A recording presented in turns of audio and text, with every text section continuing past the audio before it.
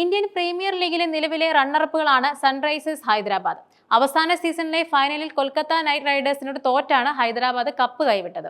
ഇത്തവണയും വലിയ താരനിരയോടെ ഇറങ്ങിയ ഹൈദരാബാദ് വമ്പൻ പ്രകടനം കാഴ്ചവെക്കുമെന്ന പ്രതീക്ഷ എല്ലാവർക്കും ഉണ്ടായിരുന്നു. എന്നാൽ കരുത്തുറ്റ താരനിരയുണ്ടായിട്ടും പ്രതീക്ഷിച്ച പ്രകടനം നടത്താൻ ഇപ്പോൾ ഹൈദരാബാദിന് സാധിക്കുന്നില്ല. 4-ൽ 3 മത്സരത്തിലും ഹൈദരാബാദ് തോറ്റിരിക്കുകയാണ്. കൊൽക്കത്ത നൈറ്റ് റൈഡേഴ്സിനോട് 80 റൺസിന്റെ വമ്പൻ തോൽവിയാണ് ഹൈദരാബാദ് നേരിട്ടത്. ഇതോടെ ടീം അവസാന സ്ഥാനത്തേക്കും എത്തിപ്പെട്ടിരിക്കുകയാണ്. ഇത്തവണയും ഹൈദരാബാദിന്റെ തകർപ്പൻ പ്രകടനം ആരാധകർ പ്രതീക്ഷിച്ചിരുന്നെങ്കിലും ഹൈദരാബാദ് തകർന്നടിയുകയാണ്. എവിടെയാണ് ടീമിന് താളം തെറ്റുന്നത്? ശരിയായ പ്രശ്നം എന്താണെന്ന്? ഹൈദരാബാദിന്റെ ശരിയായ പ്രശ്നം ഓപ്പണിംഗ് ബാറ്റ്സ്മാൻമാരെ അമിതമായി ആശ്രയിക്കുന്നതാണ്. ട്രാവിസ് ഹെഡ്, അഭിഷേക് ശർമ്മ എന്നീ 2 ഓപ്പണർമാർക്കാണ് ഹൈദരാബാദിന്റെ ശക്തി. എന്നാൽ 2 പേർക്കും ഇത്തവണ സ്ഥിരതയോടെ കളിക്കാനാവുന്നില്ല. ഇരുവരും നിരാശപ്പെടുത്തുന്നത് പിന്നാലെ എത്തുന്ന താരങ്ങളെയും സമ്മർദ്ദത്തിലാക്കുന്നുണ്ട്. ഇതോടെ കൂട്ടത്തകർച്ചയിലേക്ക് ഹൈദരാബാദ് പോകുന്ന അവസ്ഥയാണുള്ളത്. ഹൈദരാബാദിനൊപ്പം സെഞ്ചുറിയുടെ വരവറിയിച്ച ഇഷാൻ കിഷൻ പിന്നീട് കളിച്ച 3 മത്സരത്തിനും ഫ്ലോപ്പാണ്. ടോപ്പ് 3 ഫ്ലോപ്പ് ആവുന്നത് നിതീഷ് കുമാർ റെഡ്ഡിയുടെ പ്രകടനവും മോശമാവുന്നു. ഇത് വെടിക്കെട്ട് താരം ഹെൻറിച്ച് ക്ലാസിനെയും കാര്യമായി ബാധിക്കുന്നുണ്ട്.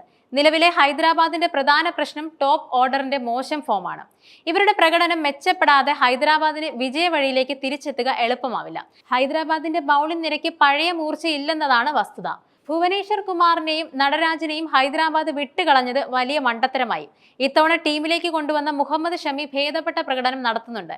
എന്നാൽ മികച്ച പിന്തുണ ലഭിക്കുന്നില്ല. പാറ്റ് കമ്മിൻസും നന്നായി തല്ലുവാങ്ങുന്നു. സിമർജീത് സിംഗും റൺസ് വിട്ടുകൊടുക്കാൻ പിശുക്ക് കാട്ടുന്നില്ല. ഹർഷൽ പട്ടേലും ഇക്കണോമി കാത്ത് പന്തെറിയുന്ന താരമല്ല.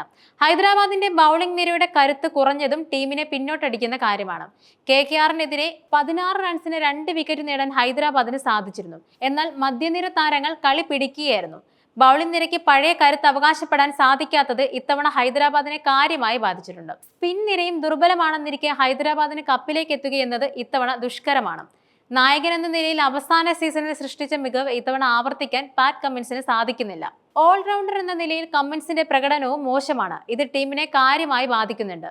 പരിക്കിന്റെ ഇടവേളയ്ക്ക് ശേഷമാണ് കമ്മിൻസിന്റെ വരവ്. അതുകൊണ്ട് തന്നെ ഫോമിലേക്ക് എത്താൻ അദ്ദേഹത്തിനായിട്ടില്ല. ഇത് ഹൈദരാബാദിനെ കാര്യമായി ബാധിക്കുന്നുണ്ടെന്ന് തന്നെ നിസ്സംശയം പറയാം. ഹൈദരാബാദിന്റെ പ്രകടനത്തിൽ ടീം ഉടമയായ കാവ്യ മാരനും തീർത്തും നിരാശയിലാണ്. ഇത്തവണ ലേലത്തിൽ വലിയ നേട്ടം സ്വന്തമാക്കിയ ആവേശത്തിലാണ് കാവ്യ മടങ്ങിയത്. എന്നാൽ ഇപ്പോൾ പ്രകടനം തീർത്തും നിരാശപ്പെടുത്തുന്നത് കാവ്യയെ വളരെയധികം നിരാശയാക്കുകയാണ്. ഹൈദരാബാദിലെ താരങ്ങളെല്ലാം ഒന്നിനൊന്ന് മെച്ചമാണ്.